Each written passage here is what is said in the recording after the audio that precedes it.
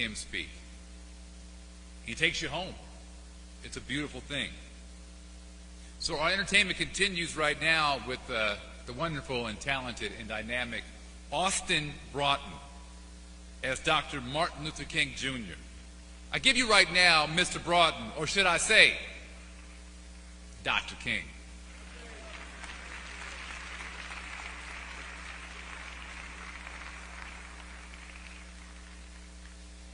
Mr. Fred, I tell you, thank you for that wonderful introduction. Every year your introductions get better and better.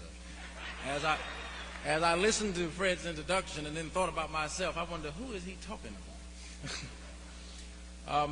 This morning, first of all, I have to thank Mr. Ring Grimes, Ms. Deanne Bonner, the entire Cobb County government and the Cobb County NAACP. I told Ms. Bonner, I said, I travel everywhere, especially on the King holiday, but I will always have a spot on my calendar cleared for this day because I feel home here.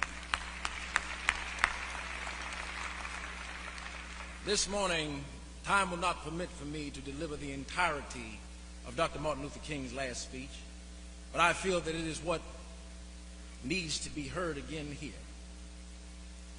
I will be delivering a few excerpts from the I Have Been to the Mountaintop sermon. One day a man came to Jesus, and he wanted to raise some questions about some vital matters of life. Points he wanted to trick Jesus and show him he knew a little more than Jesus knew and throw him off base. So in the midst of their discussion, they finally got around to the question, who is my neighbor? That question could have very easily ended up in thin air as a philosophical or theological debate. But the Lord immediately pulled that question out of thin air and he placed it on a dangerous curve between Jerusalem and Jericho. He talked about a certain man that fell among thieves. You'll remember that a priest and a Levite had passed by on the other side and they didn't stop to help him. Finally, a man of another race came by. He got down off his beast. He decided not to be compassionate by proxy.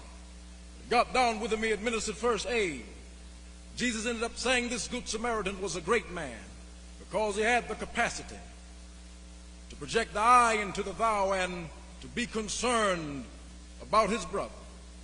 Now, we use our imagination a great deal to try to determine why the priest and the Levite didn't stop.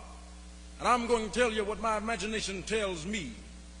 It's possible that those men were afraid. Those men may have looked over that man on the ground and wondered if the robbers were still around. Or it's possible that they felt that the man on the ground was merely faking. And he was acting like he had been robbed and hurt in order to lure them over there, to seize them over there for quick and easy seizure. And so the first question that the priest asked, the first question that the Levite asked was, if I stop to help this man, what will happen to me? Then the Good Samaritan came by. And he reversed the question. Not what will happen to me if I stop to help this man. What will happen to this man if I do not stop to help him? That's the question before you tonight. Let us rise up tonight with a greater readiness. Let us stand with a greater determination. We have before us the opportunity to make America a better nation.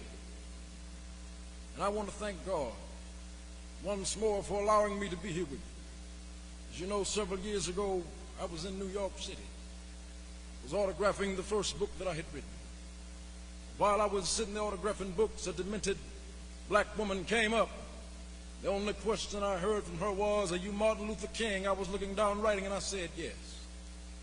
The next minute I felt something beating on my chest. And before I knew it, I had been stabbed by this demented woman.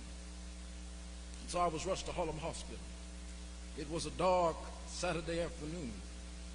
That blade had gone through and the x-rays revealed that the tip of the blade was on the edge of my aorta, the main artery.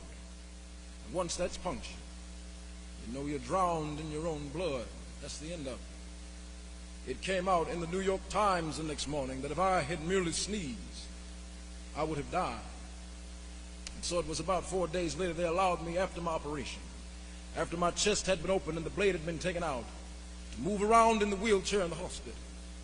They allowed me to read some of the mail that came in and from all over the states and the world. Kind letters came in. I read a few, but one of them I will never forget. I had received letters from the president and the vice president. I've forgotten what those telegrams said.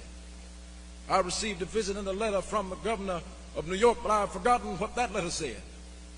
There was another letter. It came from a little girl, a young girl who was a student at the White Plains High School. And I looked at that letter and I will never forget it, for it said simply, "Dear Dr. King, I am a 9th grade student at the White Plains High School." She said, "And while it shouldn't matter, I'd like to mention that I am a white girl. I read in the paper of your misfortune and of your suffering, and I read that if you had sneezed, you would have died. And so I am simply writing you to say that I am so happy that you didn't sneeze. And I want to say tonight that I too am happy that I didn't sneeze, because if I had sneezed, I wouldn't have been alive in 1960. And students all over the South started sitting in at lunch counters. And yet I knew that as they were sitting in, they were really standing up for the best in the American dream. And they were taking this whole nation back into those great wells of democracy, which were dug deep by the founding fathers in the Declaration of Independence and the Constitution. See, if I had sneezed, I wouldn't have been around here in 1961 when we decided to take that ride for freedom and ended segregation on interstate travel.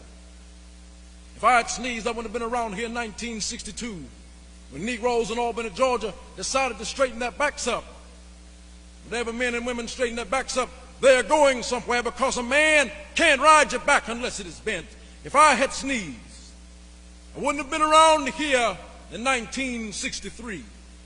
The black people of Birmingham, Alabama aroused the conscience of this nation and brought into being the Civil Rights Bill. If I had sneezed, I wouldn't have had the chance later that year in August to try to tell America about that dream that I had had. If I had sneezed, I wouldn't have been down in Selma, Alabama to see the great movement there. If I had sneezed, I wouldn't have been down in Memphis to see a community rally around the brothers and sisters who were suffering. Yes, I'm so happy that I didn't sneeze. They were telling me, so now it doesn't matter now. It really doesn't matter what happens now. I left Atlanta this morning. As we got started on the plane, there were 6 of us. It was a bomb threat the night before. The pilot said over the public address system, "We are sorry for the delay. We have Dr. Martin Luther King on this plane. We had to be sure that all of the bags were checked. We had to be sure that nothing would be wrong on the plane. We had to check out everything carefully. We've had that plane protected and guarded all night." And then I got into Memphis. Some began to say the threats, or to talk about the threats that were out, or what would happen to me from some of our sick white brothers. Well, I don't know what will happen now. We've got some difficult days ahead, but it really doesn't matter with me now, because I've been to the mountaintop, and I don't mind. Like anybody, I would like to live a long life. Longevity has its place, but I'm not concerned about that now. I just want to do God's will. He's allowed me to go up to the mountain. I've looked over. I've seen the promised land. I may not get there with you, but I want you to know tonight that we as a people will get to the promised land.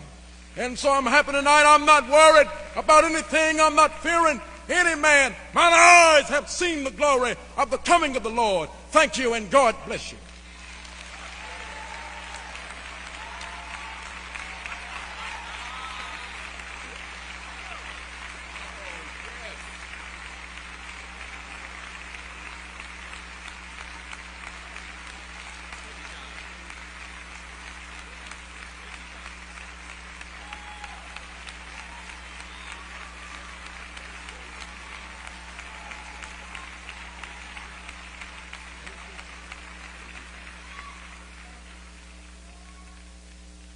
I know you want more. A couple things I took from that. Number 1, don't sneeze. And number 2, stand up straight. A man can't ride your back unless it's bent. Just the words. And that delivery brings it on home. One more time for Austin Broughton, please.